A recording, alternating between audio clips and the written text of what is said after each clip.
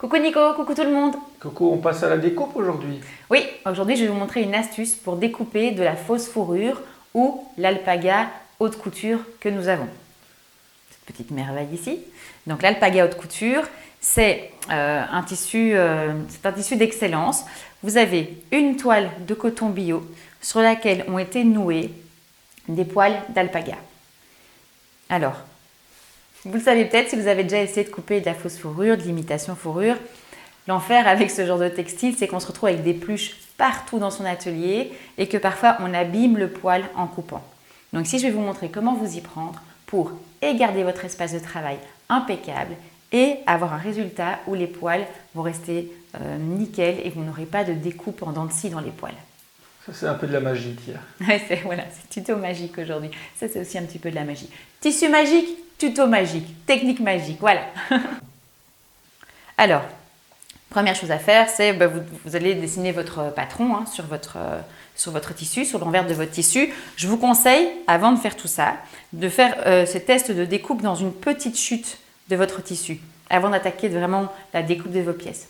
Je vous conseille aussi de prendre une paire de ciseaux bien aiguisés. D'accord ? Ce n'est pas le moment d'utiliser les vieux ciseaux de la cuisine. De toute façon, en général, en couture, on n'utilise pas les vieux ciseaux de cuisine. Mais ayez une bonne paire de ciseaux et aiguisez-les. Vous pouvez même les frotter avec un chiffon, frotter un petit peu les lames avec le chiffon pour qu'il n'y ait rien qui vienne embêter votre coupe. Troisième chose à bien vérifier avant de commencer votre travail, c'est le sens des poils de votre imitation fourrure. Donc, vous allez sentir qu'il y a un sens dans lequel les poils se dirigent et un contresens. Ici, on voit bien. Vous voyez, là, je suis en contresens. Là, je suis dans le bon sens. Donc, quand vous placez vos pièces de patron sur votre tissu, respectez bien le haut et le bas des poils en mettant le haut et le bas de vos pièces de patron dans la direction des poils. Si vous ne vous rappelez pas très bien ce que tout ça veut dire, on a fait une vidéo qui explique comment placer son patron sur un tissu que vous pouvez aller regarder. Quand vous allez dessiner les contours de votre patron sur votre tissu, je vous conseille de travailler avec un outil qui marque bien et qui est précis. Ça vous permettra d'être plus précis au moment de la coupe. Donc moi ici, j'ai pris un marqueur qui part à l'eau. Je vais tracer une ligne et cette ligne, ce serait, si vous étiez en train de travailler, les contours de votre patron.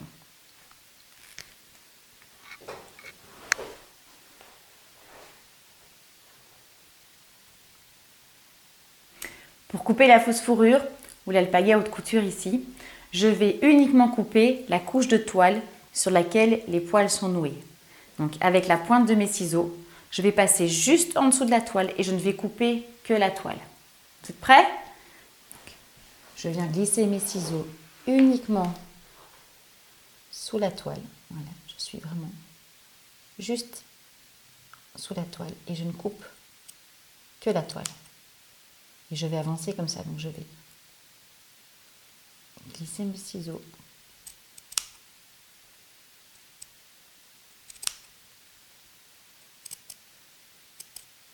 Donc en fait, c'est important de bien rester juste contre la toile.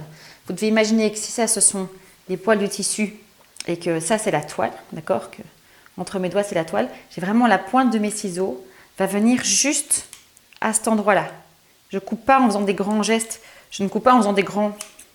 Je viens vraiment glisser. Je n'essaie de pas me couper, mais je viens vraiment glisser juste la pointe de mes ciseaux là et j'avance tout doucement comme ça, contre la toile. Donc avec la pointe de mon ciseau ici, je vais vraiment venir me mettre contre. Je sens une résistance. Je suis là et je sens la résistance et je glisse vraiment contre. Ici, j'ai coupé sur ma ligne de couture. Et donc maintenant, je vais écarter les morceaux et les poils vont être intacts. J'écarte les morceaux. Et vous voyez que les poils sont intacts et se séparent les uns des autres. Voilà, donc on écarte le tissu et vous voyez que tous les poils se mettent en place. Voilà, donc ici, j'ai mon morceau découpé. Tous les poils sont impeccables, il n'y a pas de découpe en dents de scie. Et si vous regardez la table de travail, magie, il n'y a pas de poils partout. Donc comme ça, vous avez vu comment découper de la fausse fourrure, de l'alpaga haute couture, tous les tissus qui sont poilus en fait. Et ben voilà, je vous ai montré l'astuce magique pour découper de la fausse fourrure, de l'alpaga haute couture ou tout autre tissu poilu en conservant votre espace de travail propre et en n'abîmant pas les poils pour garder un beau tissu pour faire votre ouvrage. J'espère que vous avez appris quelque chose. Si vous avez aimé, on y va, on met un pouce. Vous pouvez aussi nous laisser des commentaires en dessous de cette vidéo. Vous trouvez les liens vers ce que nous vous avons montré ici aussi dans le bas de la vidéo.